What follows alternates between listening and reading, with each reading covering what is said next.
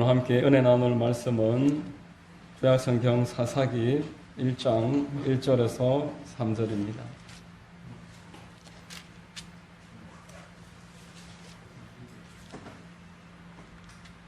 함께 은혜 나눌 말씀 구약성경 사사기 1장 1절로 3절입니다.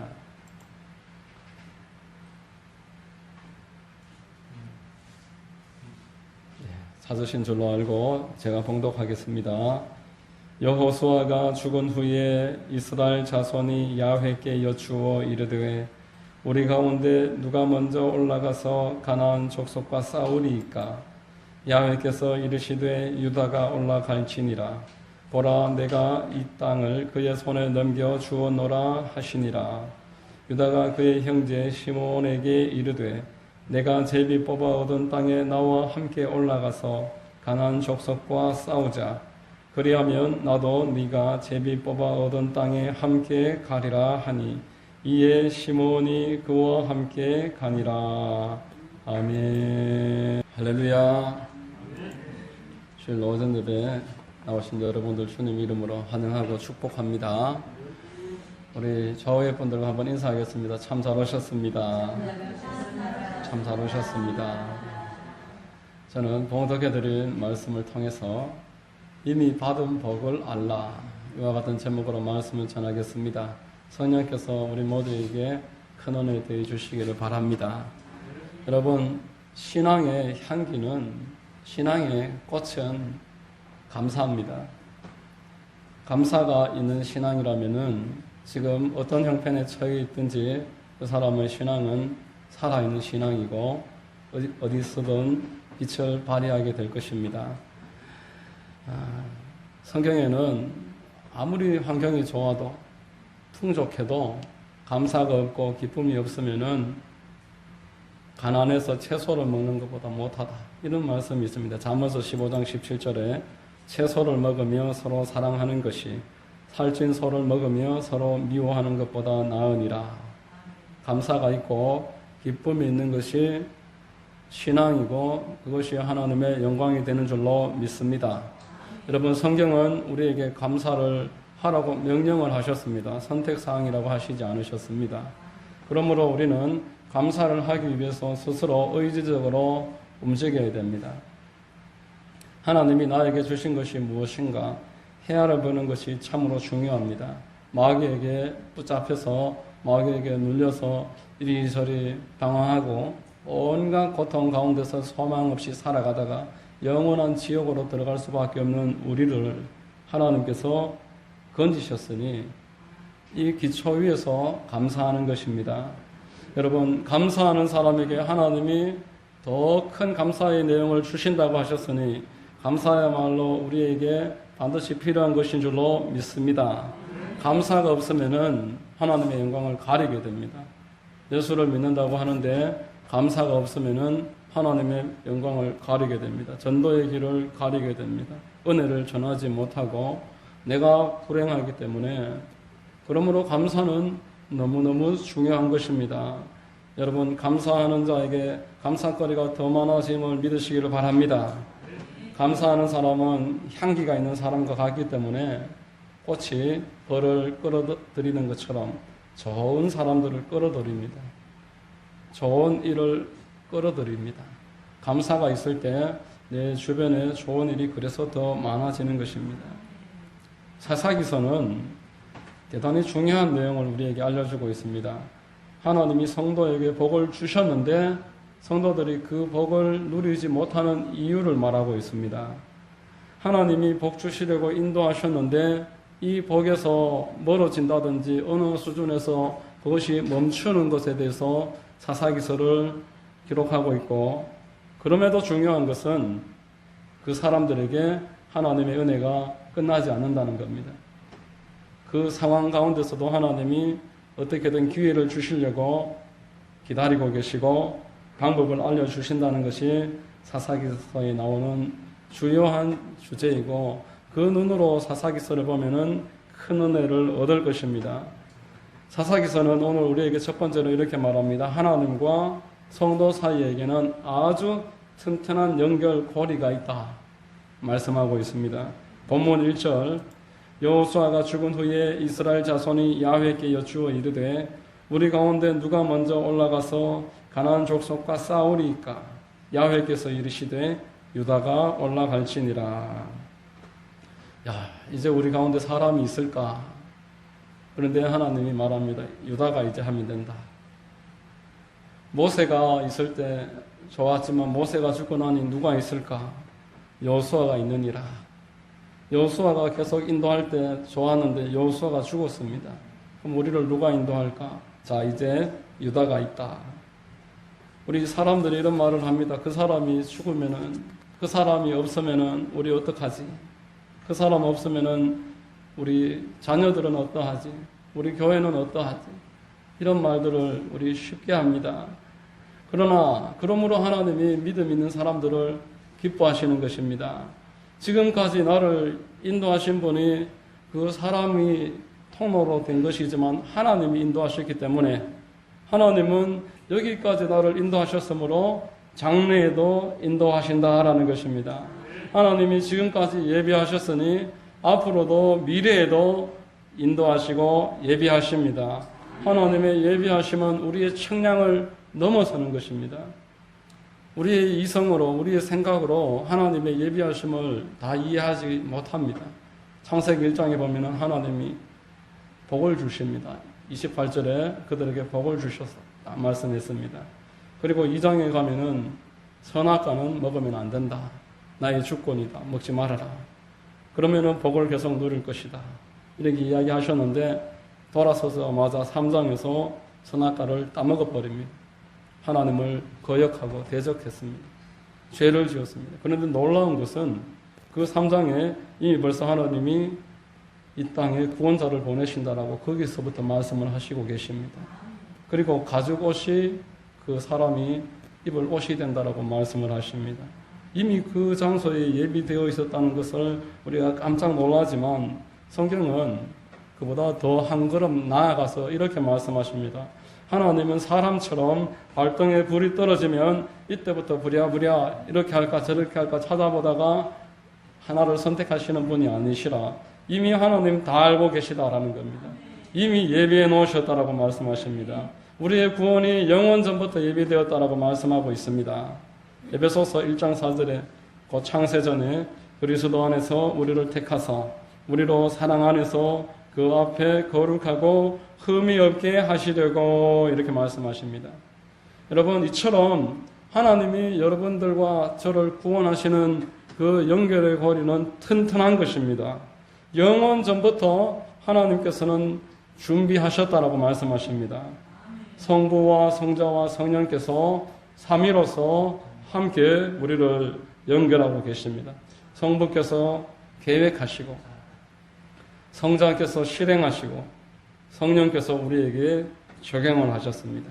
인간이 하는 일도 세 사람이 하면은 튼튼하다고 합니다.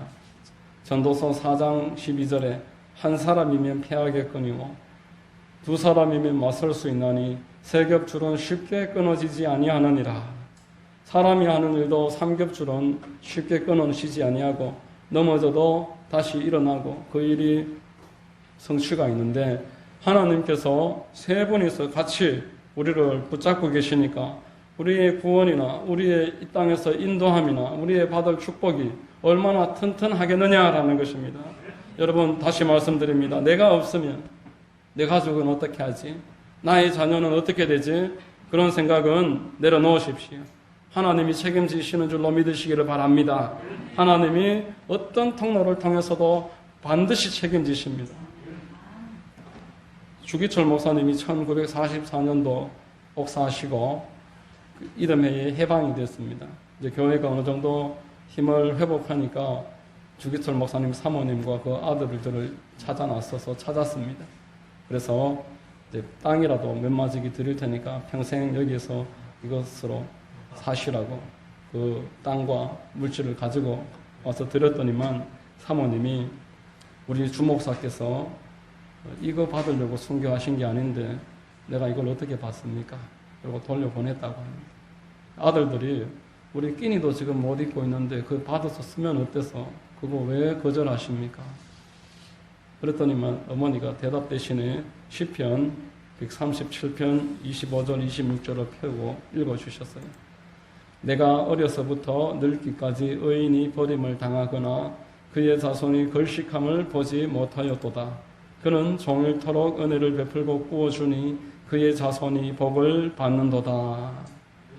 하나님이 책임지시는데 어떤 통로인지는 하나님의 정해놓으신 가장 바른 통로로 우리가 잡으면 된다. 하나님이 우리를 책임지시니 걱정하지 말아라. 그 아들들과 딸들이 한국교회에 알려진 그러한 장로, 권사로 또 많은 주의 종으로 지금도 현직에서 하나님의 영광을 위해서 크게 쓰임받고 있습니다. 여러분, 하나님은 책임지십니다. 하나님은 이미 우리 미래를 알고 계십니다. 사람은 나의 미래를 알고 싶어 합니다. 미래를 알지 말라고 하나님이 안 알려주시니까 답답해서 다른 방법으로 미래를 알려고 노력을 합니다.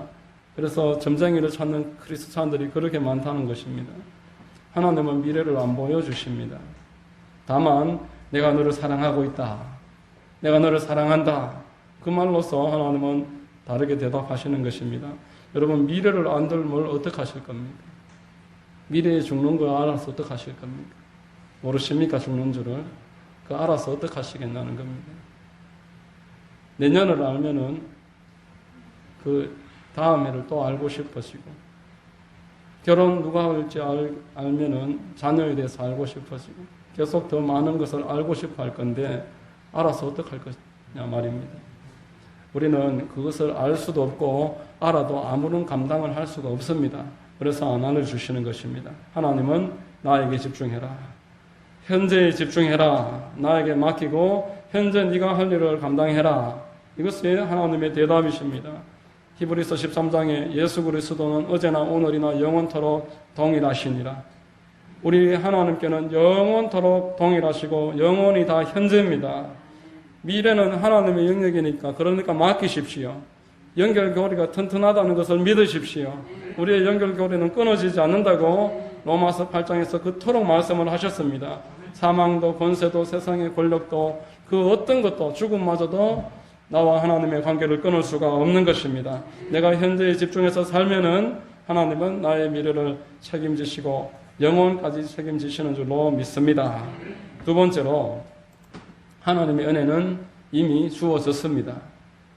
하나님의 은혜는 갑자기 주어지는 것이 아니라 이미 주어졌습니다. 오늘 본문 2절 하반부에 이렇게 말씀합니다. 보라, 내가 이 땅을 그의 손에 넘겨 주었노라. 이미 주었다. 앞서 말씀드린 대로 하나님이 부랴 이제 와서 어떻게 할까 저렇게 할까 그렇게 일하시지 않는다는 것입니다. 뜻하신 일은 이미 다 이루어졌습니다. 여기 주어노라 이 단어가 영어 성경에 보면은 현재 분사, 현재 완료입니다. 이미 과거 분사, 과거 완료입니다. 과거에 이미 이루어졌다라는 것입니다. 하나님이 이미 예배해 놓으셨다라는 것입니다. 하나님이 이미 다 주었다. 그러니까 올라가라. 문제는 사람이 그 주어진 것을 받지 않는다는 겁니다. 하나님이 주시는 것을 받는 것이 믿음입니다. 그래서 신학자들은 대부분 믿음을 이렇게 표현했습니다. 하나님의 것을 받는 손이다. 하나님이 주시는데 내가 믿음의 손을 내밀어서 받지 않으면 내 것이 되지 않는다는 겁니다.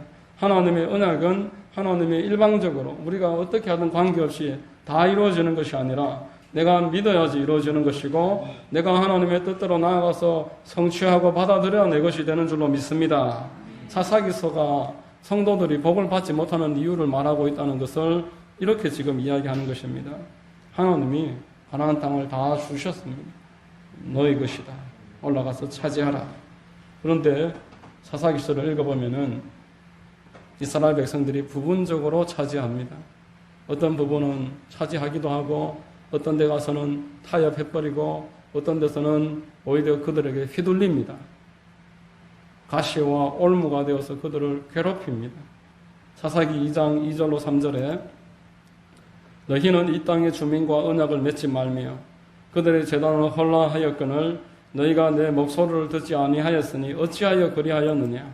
그러므로 내가 또 말하기를 내가 그들을 너희 앞에서 쫓아내지 아니하리니 그들이 너희 옆구리에 가시가 될 것이며 그들의 신들이 너희에게 올무가 되리라. 이렇게 말씀하고 있습니다. 하나님이 다 주셨는데 거기 가서 그 사람들하고 계약 맺지 마라. 그의 신들을 섬기지 마라. 만몬신 따르지 마라. 우상 숭배하지 마라. 하나님 외에 어떤 우상 만들면 안 된다. 이 시대의 가장 큰 우상이 자기 자신이라고 합니다. 자기 자신을 금덩거리 섬기듯이 섬깁니다. 하나님은 하찮이 여기고 신앙은 아무렇게나 여기고 자기 자신은 얼마나 떠받드는지 자기 자식은 얼마나 떠받듭니까? 하나님을 그렇게 떠받들어 섬겨야 하는데 자기 자신과 세상을 섬기기를 하나님 섬기듯이 하는 게 우상 숭배인 것입니다. 그것이 그 사람에게 가시가 되는 것입니다. 올무가 되는 것입니다. 이것이 성도가 이 땅에서 누려야 될 복을 제한합니다. 복을 받지 못하게 만듭니다. 여러분 창세기 22장에 보면은 하나님이 아브라함에게 모리아 산에 올라가서 이삭을 제물로 바쳐라. 알지 못하지만 아브라함이 순종해서 올라갔습니다. 아브라함이 알지 못했지만 이미 그곳에 양들이 준비되어 있었습니다. 제물이 다 준비되어 있었습니다.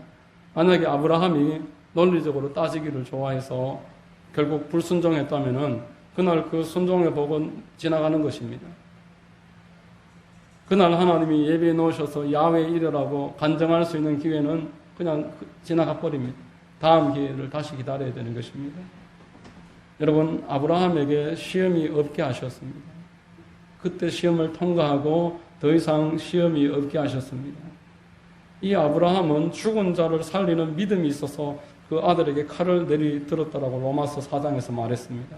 로마서 4장 17절에 기록된 바 내가 너를 많은 민족의 조상으로 세웠다 하심과 같으니 그가 믿은 바 하나님은 죽은 자를 살리시며 없는 것을 있는 것으로 부르시는 이신이라. 18절에 가면은 아브라함이 믿음의 조상이다. 그렇게 이야기하는 겁니다.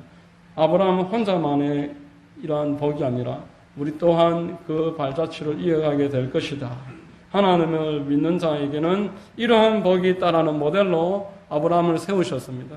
예비하시겠다라는 것입니다. 여러분에게 아브라함의 복이 있는 줄 믿으시기를 바랍니다. 우리 갈라디아서 3장 13절 14절 같이 한번 읽겠습니다.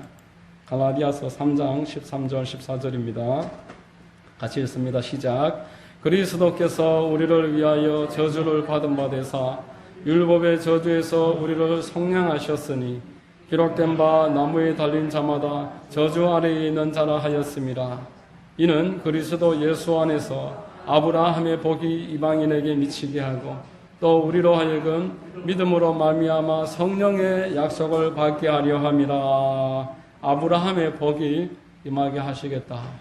아브라함이 누렸던 그 믿는 자가 받은 복, 하나님이 예비하시는 복, 하나님이 그때그때 인도하시고 채워주시는 복을 믿는 자들이 누리게 하시겠다라는 것입니다. 여러분, 이 믿음의 복을 우리가 어떻게 받겠습니까? 이미 여러분들에게 복이 주어졌는데 이 복을 어떻게 받겠습니까? 생각과 말과 믿음과 꿈, 이 네 가지 영적인 통로가 있습니다. 하나님께서 사람에게 역사하실 때 먼저 생각으로 역사하십니다. 그리고 말로 역사하십니다. 그리고 믿음으로, 꿈으로 이렇게 역사하십니다. 마귀도 마찬가지 똑같은 방식으로 사람의 생각을 장악합니다. 생각으로, 말로 장악합니다. 믿음과 꿈을 꺾어버립니다. 그것을 삐뚤어지게 만들어버립니다. 여러분, 생각이 삐뚤어지면 말이 삐뚤어지고, 생각과 말이 삐뚤어지면 믿음과 꿈도 삐뚤어집니다. 생각을 지키셔야 합니다. 잠언서 4장 23절에 모든 지킬 만한 것 중에 더욱 내 마음을 지키라. 생명의 근원이 이에서 남이니라.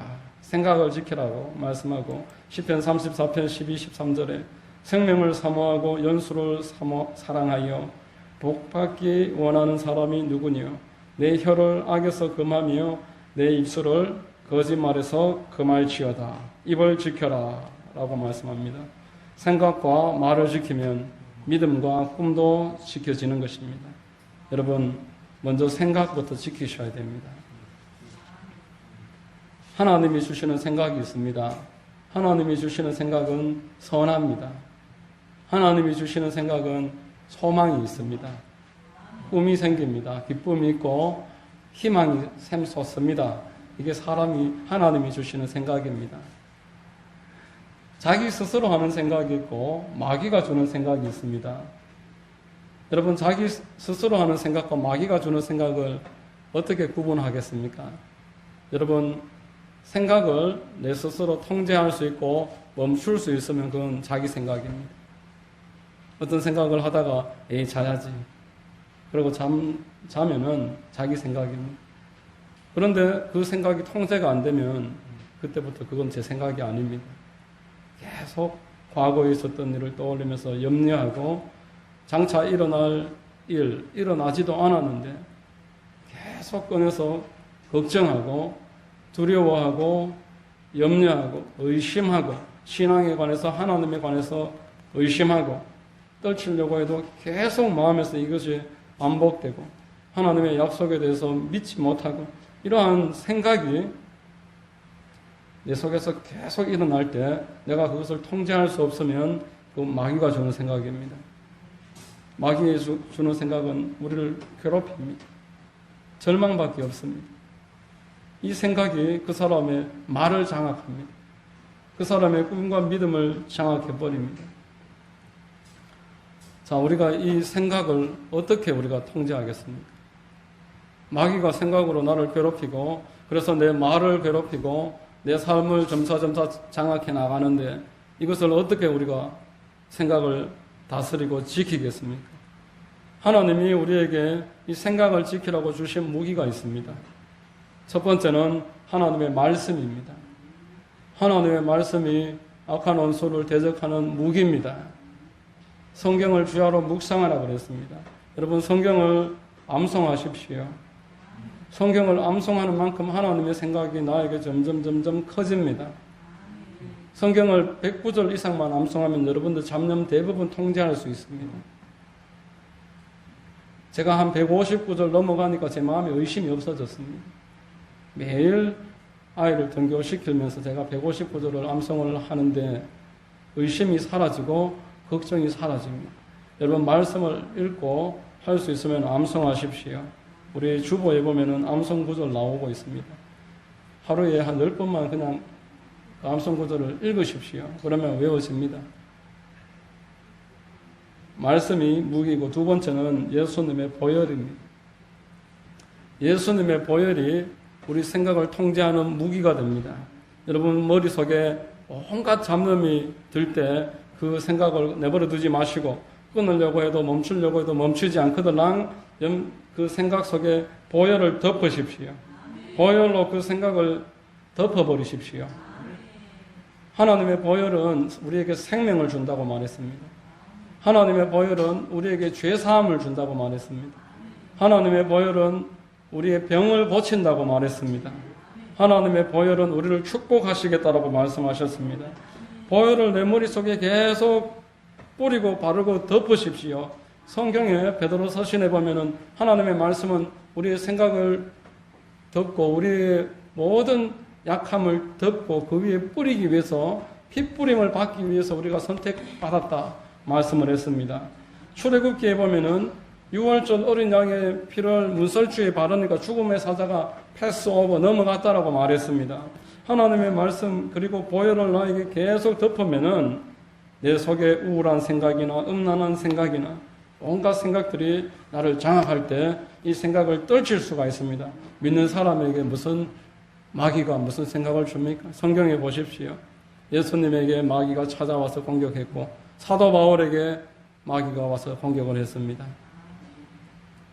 가룟 유다도 마귀에게 그 생각이 장악당했고 베드로도 마귀에게 밀가부르듯이 흔들었다라고 말했습니다. 예수님을 부인하고 그 앞에서 예수님 떠나게 했던 그 마귀가 지금도 우리에게 동일하게 공격한다고 베드로서신은 우리에게 말하고 있습니다. 우는 사자와 같이 삼킬 자를 찾는다. 그러므로 여러분, 우리가 마귀가 나를 공격하나 마나 이런 걸로 생각하실 거 아니라 방금 말씀드린 대로 생각이 공격을 당할 때 예수님의 이름과 보혈로 예수님의 그 모든 권세로 마귀를 대적하고 생각을 대적하십시오. 생각이 휘둘리도록 내버려 두지 말고 생각을 온전하게 보혈로서 장악해 버리십시오.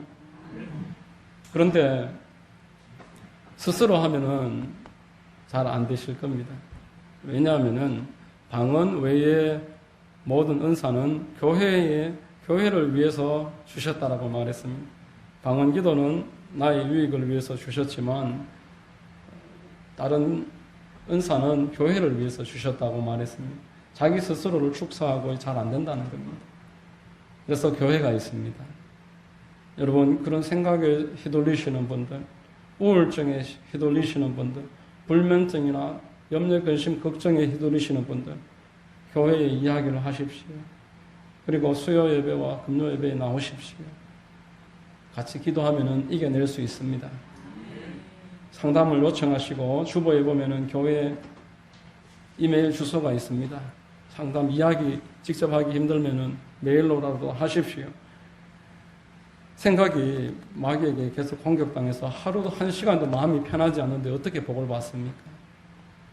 입만 열면 짜증밖에 안 나오는데 어떻게 복을 받습니까? 생각이 장악당하면은 그 입이 장악당하게 되어 있는 것입니다. 그러면 그 사람의 생활은 따라가는 것입니다. 늘 스트레스만 받고 온몸에 아프지 않은 곳이 없고 그저 생활이 점점 밝아지는 게 없게 되는 것이 하나님의 뜻이겠습니까? 마귀가 우리가 받을 복을 빼앗아가는 것입니다. 이 부분은 제가 다음에 한 번 더 집중적으로 말씀드리겠습니다. 오늘은 내가 보혈로서 내 생각을 계속 덮으십시오. 보혈을 주장하십시오. 하나님, 보혈로 내 머리를 덮습니다. 내 생각에 이 잡념 보혈을 덮습니다. 걱정, 금심 보혈을 덮습니다. 계속 그렇게 보혈로 덮으면은 생각이 잠잠해집니다. 교회에서 함께 기도받고 기도하면은 그 생각이 떨쳐지는 줄로 믿으시기를 바랍니다. 끝으로 하나님의 은혜는 우리가 흘려보내야 되는 것입니다.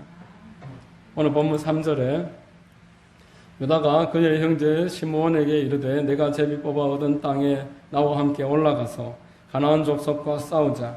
그리하면 나도 내가 제비 뽑아 얻은 땅에 함께 가리라 하니 이에 시므온이 그와 함께 가니라. 자, 이 유다는 예수님의 예표입니다. 이스라엘의 넷째 아들이지만 이 유다는 이제 이 후손을 통해서 다윗 왕이 이 땅에 오고 다윗의 후손으로 예수님이 이 땅에 오십니다. 약한 자를 돕고 자기의 생명을 남을 위해서 내준 그 공로로 아버지에게 가장 복을 받은 자가 유다입니다. 본문에서도 선두주자가 된 유다이지만 가장 연약한 시므온에게 손을 내밀고 있습니다. 같이 가자.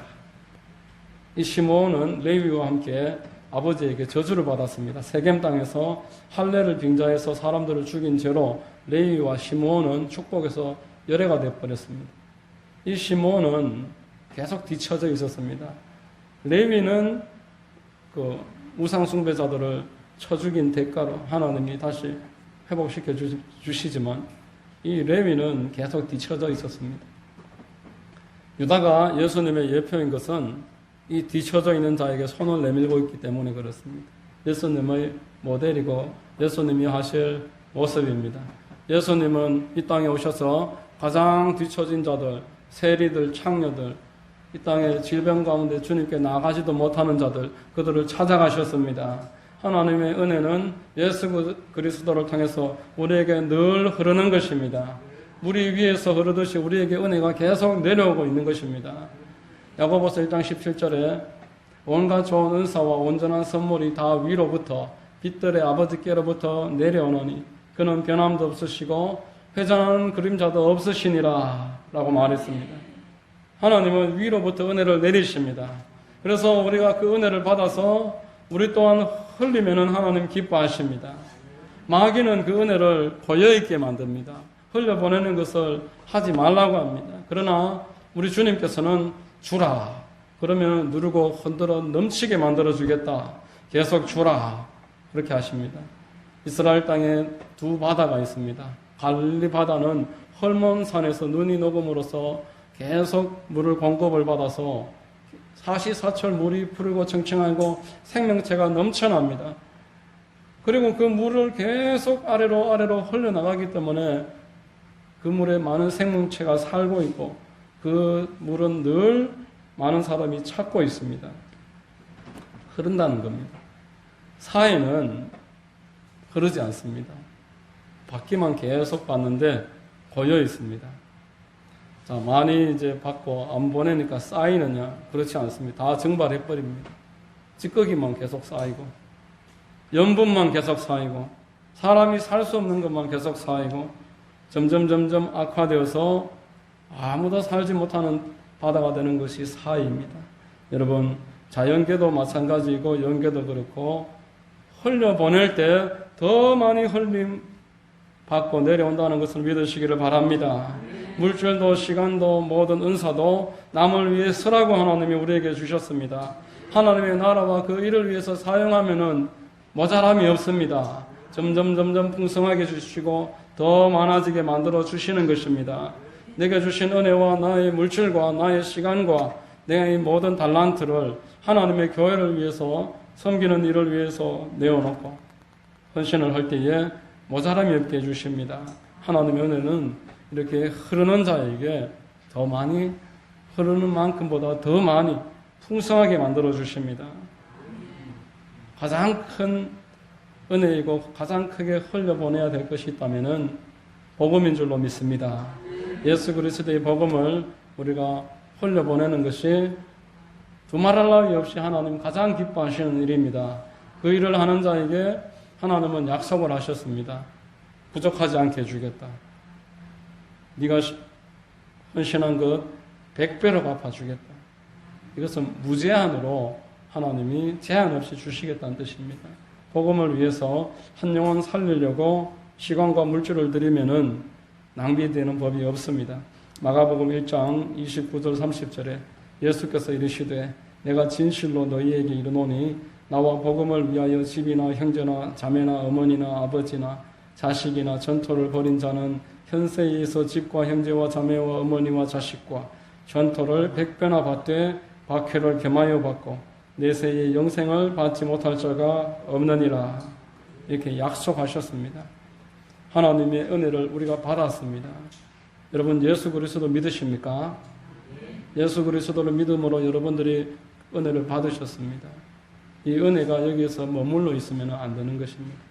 나보다 더 약한 자들, 내가 도와줄 수 있는 자들, 나의 은혜가 흘러갈 수 있는 기회가 되는 모든 기회를 찾아서 거기에 은혜를 흘려보내고 물질과 시간을 통해서 복음을 함께 실어보내면 하나님은 더 많이 갚아주시고 채워주시는 것입니다. 제가 6년이 지난 지금 가장 확실히 있게 말할 수 있는 것은 복음 전하는 자는 하나님이 살게 하신다. 할렐루야. 복음 전하면 하나님이 살게 하십니다. 복음 전하는 자는 복음으로 말미암아 살리라. 하나님이 부족하지 않게 하시고 누구에게 아쉬운 소리 하지 않아도 이길 수 있게 모든 상황에 개입하십니다. 이 복음 전하는 자들이 받는 무제한의 복입니다. 필요한 것들은 그때그때 다 주십니다. 자, 말씀을 맺겠습니다. 오늘 하나님과 우리의 연결고리는 튼튼하다 그랬습니다. 끊어지지 않습니다. 누가 어떤 사람 때문에 바뀌지 않습니다. 내 자녀 하나님이 끝까지 책임지시고 내가 지금 돌보고 있는 모든 것들이 내가 없으면은 하나님이 하나님의 방식으로 반드시 살려내십니다. 이걸 여러분들 꼭 기억하십시오. 은혜가 이미 주어졌습니다. 은혜가 이미 벌써 주어졌습니다. 그런데 이 은혜는 이제 내가 받는 것입니다. 하나님의 은혜가 이 저수지와 같이 내 머리 위에 놓여져 있습니다. 하영조 목사님 표현으로 하면은 말과 생각과 꿈과 믿음이 그 수문을 여는 것이다. 그 생각과 말과 믿음과 꿈이 그 저수지의 문이다. 이렇게 말했습니다. 은혜를 내가 열면은 하나님이 내려보내십니다. 은혜를 받아서 흘려보내기를 원하시기 때문에 은혜를 주신다는 겁니다. 여러분들이 이런 은혜를 풍성하게 받게 되시기를 주의 이름으로 축원합니다. 이런 은혜가 있게 되시기를 예수님의 이름으로 축원합니다. 기도하겠습니다. 하나님 아버지 감사합니다. 우리를 사랑하셔서 오늘도 예배하게 하시고 이렇게 큰 은혜와 끊어지지 않는 구원의 사랑과 모든 축복을 주셨습니다. 이 큰 은혜를 이제 흘려보내고 하나님 우리 자손 대대로 하나님의 은혜가 넘쳐나서 믿음의 명문가가 되며 하나님의 뜻을 이루는 통로로 쓰임받을 수 있도록 우리를 인도하여 주시옵소서. 예수님의 이름으로 기도드립니다. 아멘.